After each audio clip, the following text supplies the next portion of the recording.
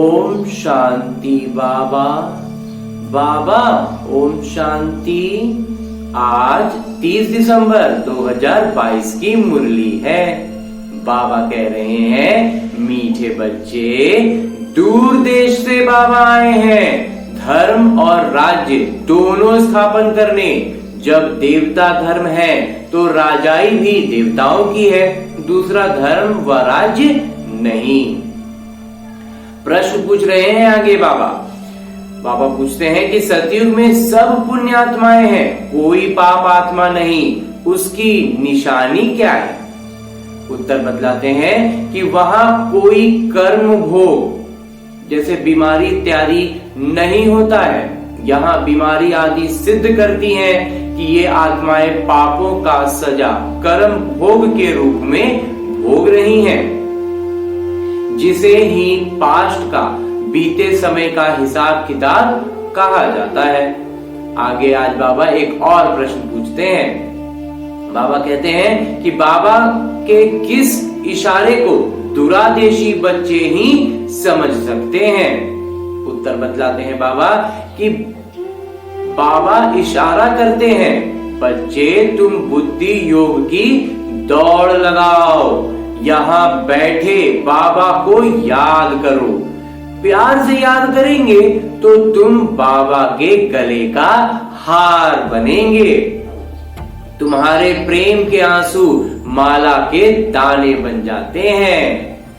गीत है, आखिर वह दिन आया आज। ओम शांति।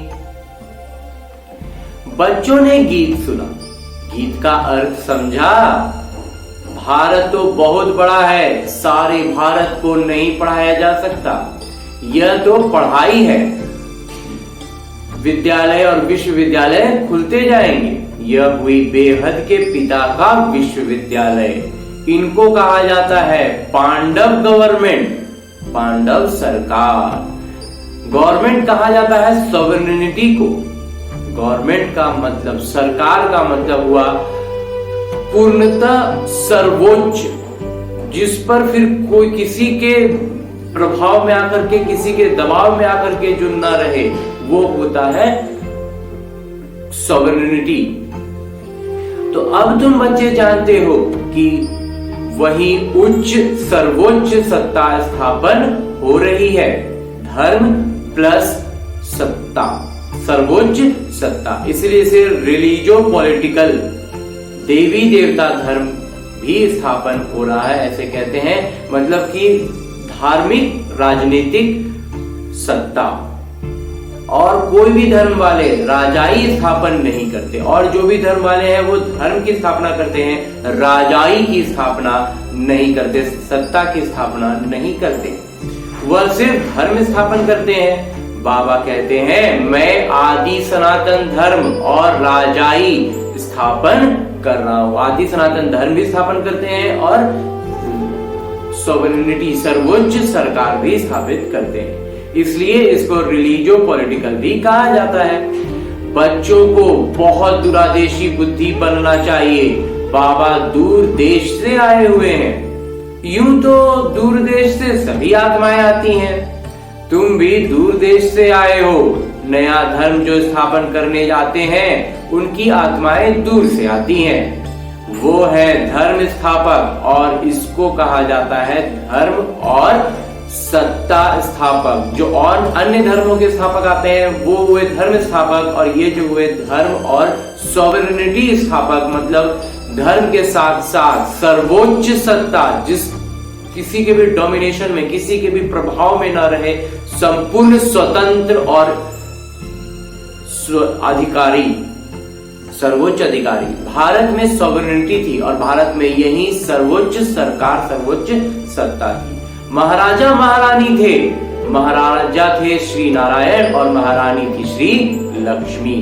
जो अब तुम बच्चे कहेंगे, हम श्रीमत पर चल रहे हैं। बाबा जिसको हम सब भारतवासी पुकारते आए हैं कि आइए, आकर पुरानी दुनिया को बदल नई दुनिया की नई सुख की दुनिया स्थापन करिए। पुराने घर और नए घर में अंतर तो होता है ना। तो बुद्धि में नया मकान ही याद रहता है। आजकल तो मकान बहुत मॉडर्न फैशनेबल बनते हैं, ख्याल करते रहते हैं ऐसा ऐसा मकान बनाना है। तुम जानते हो हम अपना धर्म और राजाई स्थापन कर रहे हैं। स्वर्ग में हम हीरे जवाहरों के महल बनाएंगे।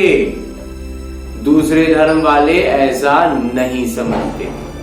जैसे क्राइस्ट क्रिश्चियन धर्म स्थापन करने आया, वह उस समय नहीं समझते जब वृद्धि होती है तब नाम रखते हैं क्रिश्चियन धर्म। जिस समय क्राइस्ट आए, जिन्होंने अपने जीवन में बहुत तरह के कष्ट झेल के बने किसी धर्म की स्थापना करी, उस समय उन समय के लोगों ने उनको नहीं जाना, उनको नहीं समझा। वैसे ही आज हम वही भूल कर कहीं तो नहीं रहे कि आज जब बाबा परमपिता परमात्मा आए हुए हैं तो हम उनको पहचान ही नहीं रहे, हम उनको जान ही नहीं रहे। और वही जब धीरे धीरे वृद्धि को पाते हैं तब फिर यहाँ पर बाबा कह रहे हैं कि उसको नाम रखा गया क्रिश्चियन धर्म। इस्लामी आदि धर्म कोई भी निशानी व नाम नहीं रहता। इस्लामी आदि धर्म कोई भी निशानी व नाम नहीं रहता। तुम्हारी निशानी शुरू से लेकर अभी तक चलती रहती है। लक्ष्मी नारायण के चित्र हैं, ये भी जानते हो। तो इन्हों का राज्य सतयुग में था। तुमको यह ज्ञान वहां नहीं होगा कि पास्ट में यानी बीते समय में किसी की राजधानी, किसकी राजधानी थी, भविष्य में किसकी राजधानी होगी, ये सबसे कोई मतलब नहीं है। वहां सुख है, असुख भोगो। सिर्फ प्रेजेंट को जानते हैं, सिर्फ वर्तमान को जानते हैं बस। अभी तुम बीते समय को, वर्तमान समय को और भविष्य को जानते हो। तीनों कालों के बाबा जो ज्ञाता हमें बना रहे हैं।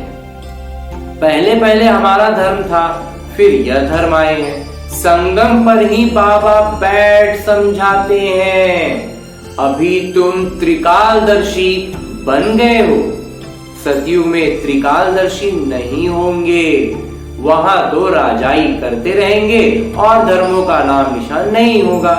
अपनी मौज में राजाई करते रहेंगे। अभी तुम सारे चक्र को जानते हो। मनुष्य यह तो नहीं जानते हैं कि बरोबर देवी देवता धर्म था, परंतु वह कैसे स्थापन हुआ, कितना समय चला, ये नहीं जानते।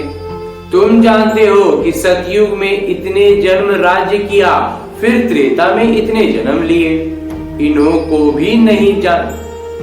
को भी जानना पड़ेगा, इन बातों को भी जानना पड़ेगा। बच्चे जानते हैं, बरोबर बेहद के पिता हमको पढ़ाते हैं। तुम जानते हो कृष्ण की आत्मा का यह बहुत जन्मों के अंत का जन्म है। इनमें ही आकर प्रवेश किया है। इनका नाम ब्रह्मा जरूर चाहिए। जब तक इनका नाम ब्रह्मा नहीं रखेंगे तो फिर ब्रह्मा द्वारा जो रचना की जाती है वो कैसे होगा। ब्रह्मा सो विष्णु और विष्णु सो ब्रह्मा। ये त्रिमूर्ति की ज्ञान बहुत सहज है।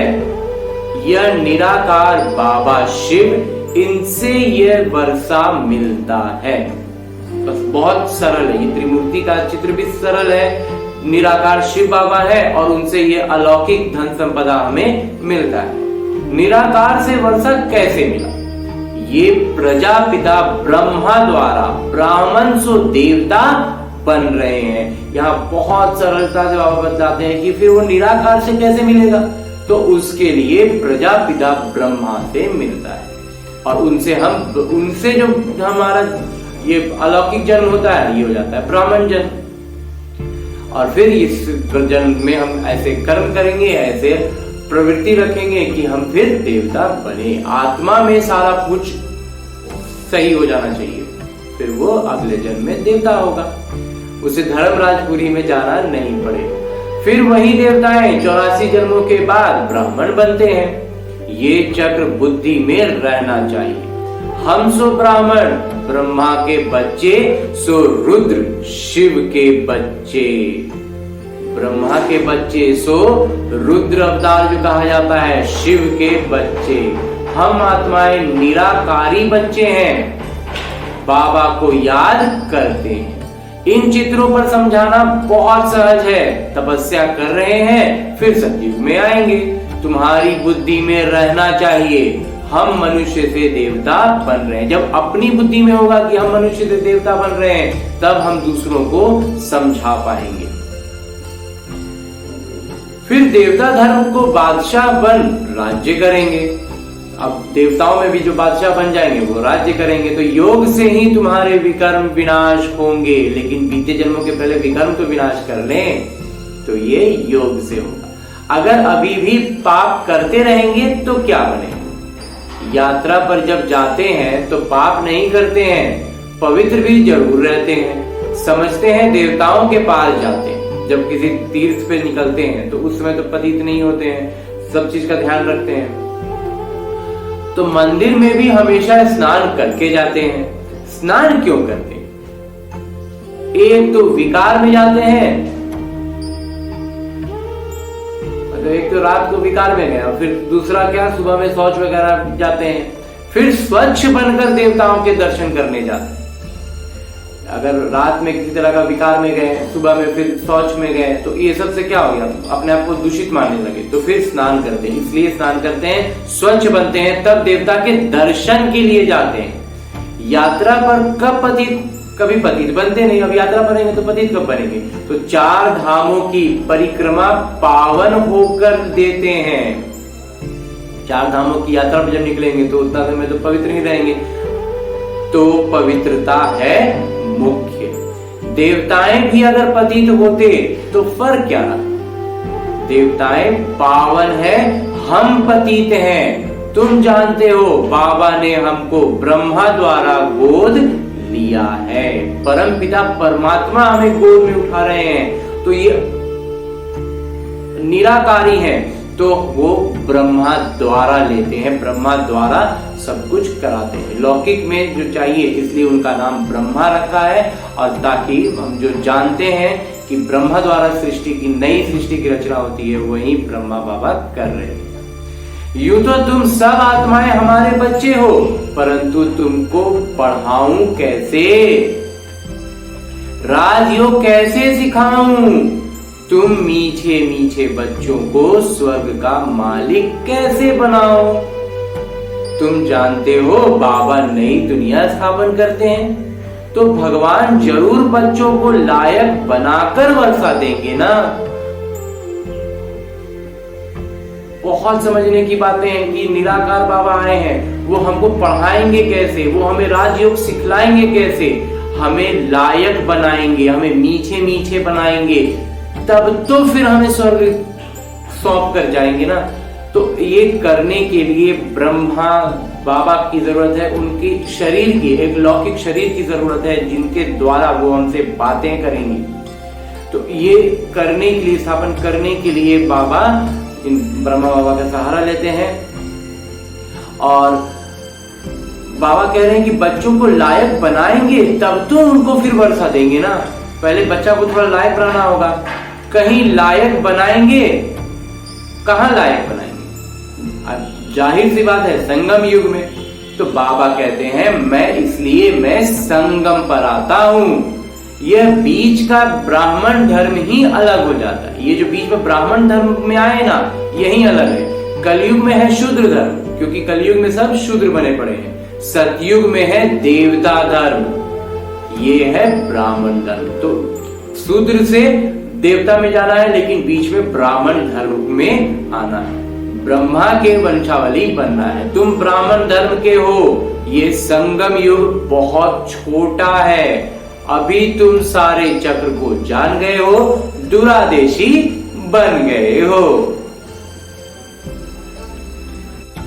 तुम जानते हो ये बाबा का रथ है, इनको नंदी गण भी कहते हैं। सारा दिन सवारी थोड़ी ही होती है। आत्मा शरीर पर सारा दिन सवारी करती है। जो आत्मा होती है वो सारा दिन शरीर में रहती है, लेकिन परमात्मा दिन भर थोड़ी रहते हैं। अलग हो जाए तो शरीर न रहे। आत्मा अगर शरीर से अलग हो जाए तो वो शरीर ही खत्म हो जाएगा। तो बाबा तो आते जाते रहते हैं, क्योंकि उनकी अपनी आत्मा है। बाबा तो आ जा सकते हैं क्योंकि उनकी अपनी आत्मा है। तो मैं इनमें सदैव नहीं रहता हूं। तो परमपिता परमात्मा जो है वो ब्रह्मा बाबा के शरीर में निरंतर नहीं रहते, लेकिन ब्रह्मा बाबा की जो आत्मा थी वो तो रहेगी, नहीं रहेगी तो फिर तो शरीर ही बेकार होने लगेगा। तो क्षण में आ जा सकता हूं, लेकिन परमपिता परमात्मा कभी भी आ जाएंगे, कभी भी चले जाएंगे। तो मेरे जैसा तीखा रॉकेट कोई नहीं हो सकता, कोई भी परमपिता परमात्मा जितना तीखा सटीक एक क्षण में आए और एक क्षण में निकल गए, ऐसा कोई नहीं बन पाता है। तो आजकल रॉकेट, एरोप्लेन आदि कितनी चीजें बनाई हैं, परंतु सबसे तीखी आत्मा है। ये सब जितने भी मॉडर्न साइंस है ना, ये सारा कुछ भीतर का, अंदर की ही गुणवत्ता को बाह्य प्रदर्शन है। मेरे जैसा तीखा रॉकेट कोई हो नहीं सकता, परंतु सबसे तीखी है आत्मा। आजकल रॉकेट एरोप्लेन जो भी बना ले, लेकिन उन सबसे तीखा आत्मा है। तुम बाबा को याद करो, ये आए। इसलिए बाबा कहते हैं कि जैसे ही हम बाबा को याद करेंगे और बाबा झट से आ जाएंगे। आत्मा को हिसाब किताब अनुसार लंदन में जन्म लेना होगा तो क्षण में वहां जाकर घर में प्रवेश करेगा। अब आत्मा का जो हिसाब किताब है उसको चुकतू करने के लिए अगर उसे लंदन में जन्म लेना है तो वो लंदन में जन्म लेगा, वहां के घर में जाके प्रवेश करेगा। तो सबसे तीखी दौड़ पहनने वाली आत्मा है। सबसे तीखी दौड़ कौन लगाते हैं? आत्मा। अभी आत्मा अपने घर में जा नहीं सकती क्योंकि वह ताकत ही नहीं रही। तो आत्मा में इतनी क्षमता है कि वो एक क्षण में परम धाम जाए और वहां से वापस भी आ जाए, लेकिन आत्मा की ताकत ही खत्म हो गई है पतित होने के कारण, कमजोर हो गई है, उड़ नहीं सकती। आत्मा पर पापों का बोझ बहुत है। शरीर पर अगर बोझ होता तो आग से पवित्र हो जाता, परंतु आत्मा की खाद, आत्मा में खाद पड़ती है तो आत्मा ही साथ में हिसाब किताब ले जाती है। इसलिए कहा जाता है बीते समय का कर्म भोग है। आत्मा संस्कार साथ में ले जाती है। कोई जन्म से लंगड़ा होता है तो कहा जाता है बीते जन्म में ऐसे कर्म किए होंगे। जन्म जन्मांतर के कर्म हैं जो भोगने पड़ते हैं।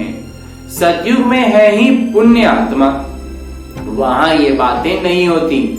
यहाँ है सब पाप आत्माएं। सन्यासियों को भी अर्धांग यानी लकवा हो जाए तो कहेंगे कर्म भोग। अरे महात्मा श्री श्री 108 जगत गुरु को फिर यह बीमारी क्यों? कहेंगे कर्म भोग। देवताओं के लिए ऐसे नहीं कहेंगे। गुरु मरेगा तो अनुयायी को जरूर अफसोस होगा। बाबा पर भी ज्यादा प्रेम होता है तो रोते हैं। स्त्री का पति से ज्यादा प्रेम होगी तो रोएगी। पति दुखी करने वाला होगा तो भी तो नहीं रोएगी। मोह नहीं होगा तो समझेगी भावी। किसी का पति दुखी करने वाला था, वो चला जाए तो उसमें उतना नहीं रोएगी। तो मोह नहीं होगा क्योंकि मोह कम हो चुका रहेगा तो समझेगी भावी। तुम्हारा भी मतलब ये किस्मत में था, यही उससे हो गया। तुम्हारा भी बाबा के साथ बहुत प्रेम है। बाद में बाबा चले जाएंगे। तुम कहेंगे ओहो बाबा चला गया जिसने इतना सुख दिया। बाद में बहुत रहते हैं। उस समय जब ब्रह्मा बाबा है तब परमात्मा बतला रहे थे उसी समय कि बाद में ये बाबा ब्रह्मा बाबा चले जाएंगे, और तब तुम कहेंगे ओहो, बहुत अफसोस करेंगे बाबा चले गए जिन्होंने इतना सुख दिया। बाद में बहुत रहते हैं, बहुत बहुत बच्चे होंगे और उनको फिर इस बात का अफसोस भी होगा।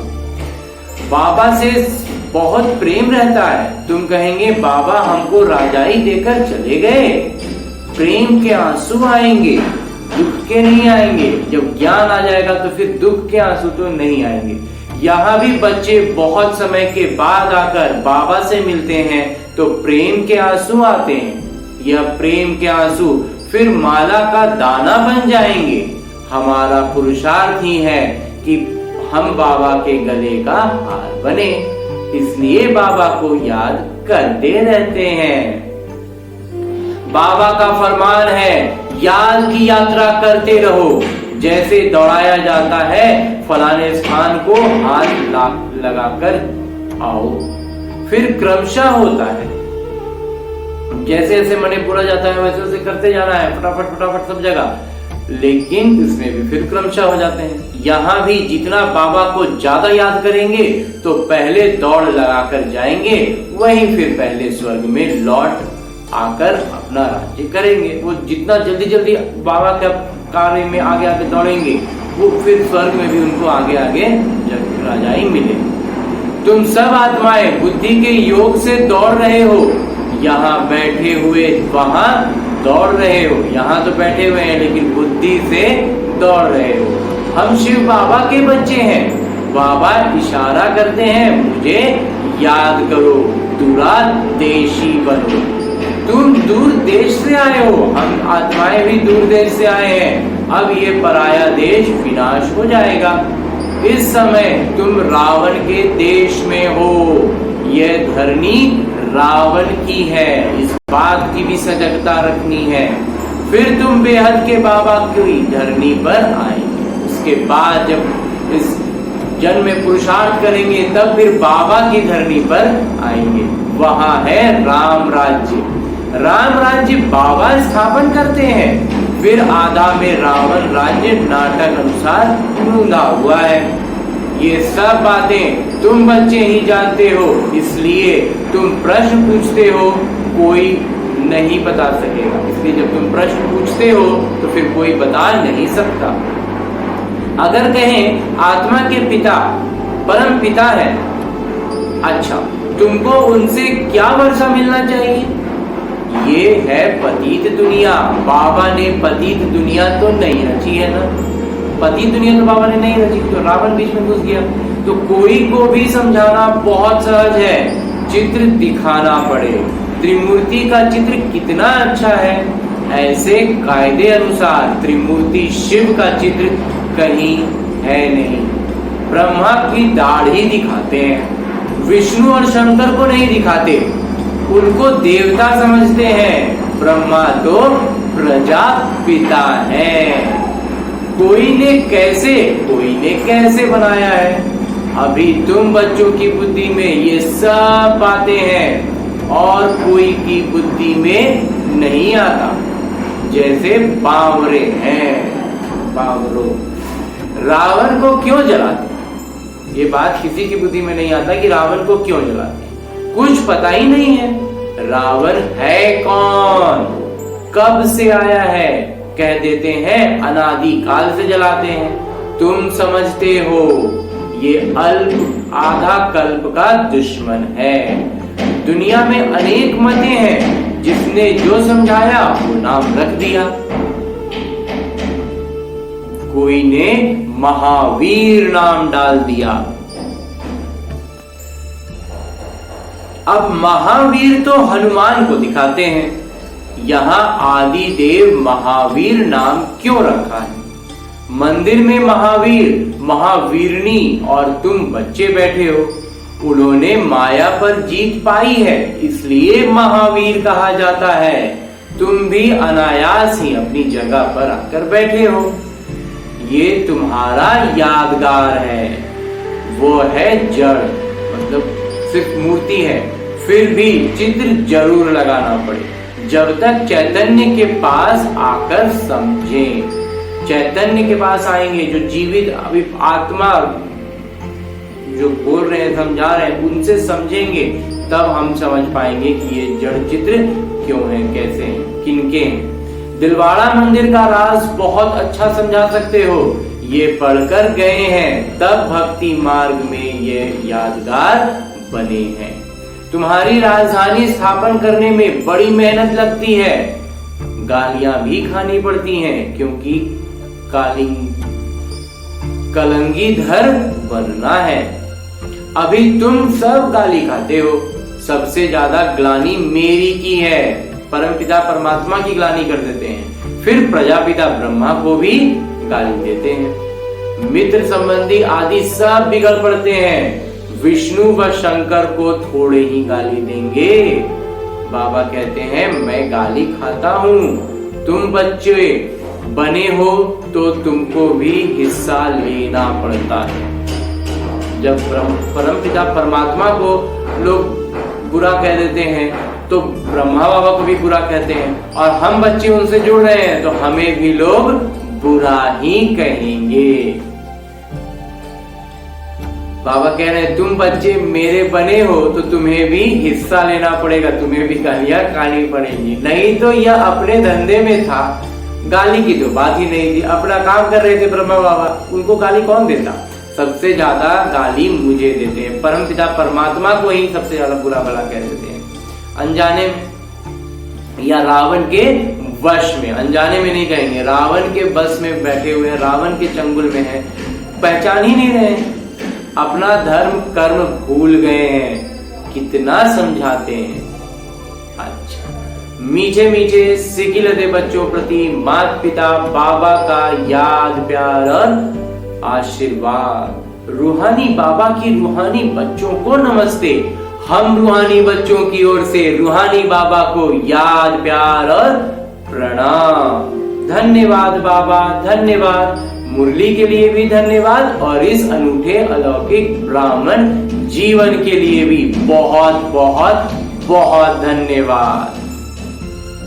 धारणा है दुरादेशी बनना है, याद की यात्रा से विकर्म विनाश करने हैं। यात्रा पर कोई भी पाप कर्म नहीं करने। इस रूहानी यात्रा में जब हम बढ़ चुके हैं, चल चुके हैं, यात्रा शुरू हो चुकी है, तो फिर हमें कोई भी पाप कर्म नहीं करने। महावीर बन माया पर जीत पानी है। ग्लानि से डरना नहीं है, कलंगी धर बनना है।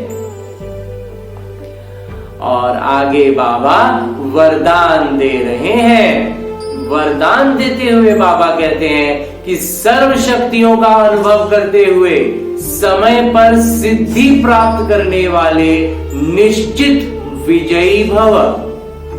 सर्व शक्तियों से संपन्न निश्चय बुद्धि बच्चों की विजय निश्चित है ही। जैसे किसी के पास धन की, बुद्धि की व संबंध संपर्क की शक्ति होती है तो उसे निश्चय रहता है कि वह क्या बड़ी बात, किसी के पास बहुत धन हो, किसी के पास बहुत तेज दिमाग हो, या किसी के पास बहुत ज्यादा सर्कल हो, जिसको साधारण आज के लोग बोलचाल की भाषा में सर्कल कहते हैं, उसका मतलब संपर्क में ऐसे ऐसे पावरफुल लोग हैं, तो उनको क्या रहता है? उनको निश्चय रहता है, उनको विश्वास रहता है कि हम, मेरे पास बहुत ताकत है। आपके पास तो सब शक्तियां हैं, लेकिन बाबा कहते हैं हमारे पास तो आंतरिक शक्तियां हैं। सबसे बड़ा धन, अविनाशी धन सदा साथ है। तो धन की भी शक्ति है, बुद्धि और पोजीशन जो कहते हैं, स्वमान के पोजीशन पर, स्वमान की सीट पर, सिंहासन पर, स्वराज्य अधिकारी के पद पर पोजीशन की भी शक्ति है। इन्हें सिर्फ इस्तेमाल करो, स्व के प्रति कार्य में लगाओ तो समय पर विधि द्वारा सिद्धि प्राप्त होगी। और अंत में स्लोगन है, मुरली का उपदेश है कि व्यर्थ देखने व सुनने का बोझ समाप्त करना ही दोहरे लाइट बनना है। प्रकाश लाइट, प्रकाशमान करने वाला लाइट भी और हल्केपन का लाइट भी। तो व्यर्थ देखने व सुनने का बोझ समाप्त कर देंगे तो हल्के भी होंगे और प्रकाशमान भी बनेंगे। अच्छा, ओम शांति बाबा। ओम